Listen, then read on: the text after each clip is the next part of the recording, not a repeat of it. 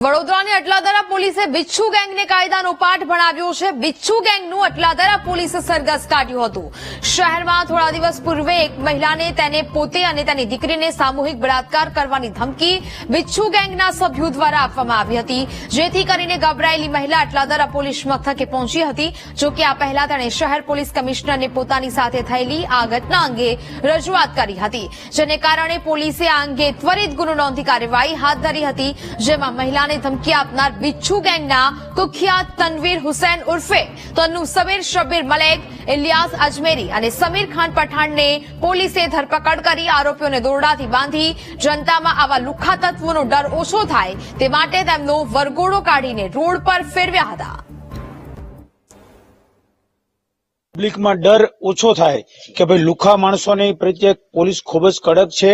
આખા ગુજરાત રાજ્યની અંદર કોઈ પણ ટપોરીઓ માથું ઊંચું ન કરે અને સમાજમાં સારી રીતે લોકો રહી શકે એના માટે ખાસ ફરિયાદીને સંતોષ તો બરોબર છે, પરંતુ બીજા લોકોને પણ એક પ્રેરણારૂપ થાય કે ભાઈ આવા લુખા લોકો કોઈ ફરીવાર આવું ગુનો ન કરે, એના માટે ખાસ આજે વરઘોડો કાઢવામાં આવ્યો છે અને ખૂબ જ બીજી ફેરું આવી ભૂલ ન થાય અને બીજા પણ અસામાજિક તત્વો કોઈ માથું ઊંચું ન કરે એના માટે ખાસ ઉદાહરણરૂપ આપવામાં આવેલું છે આજ વડોદરા શહેર પોલીસ વતી।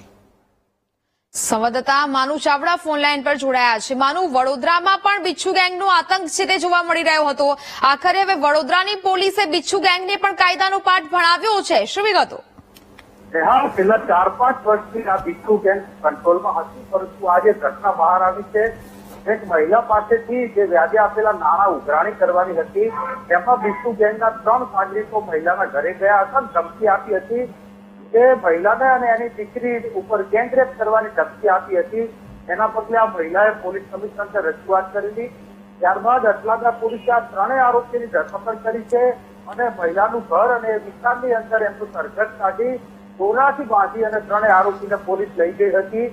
સમાજમાં એક દાખલો દેશે, આવા ગુનેગારો ડામવામાં આવે એના માટે થઈ પોલીસે આ સરઘસ કાઢ્યું હતું।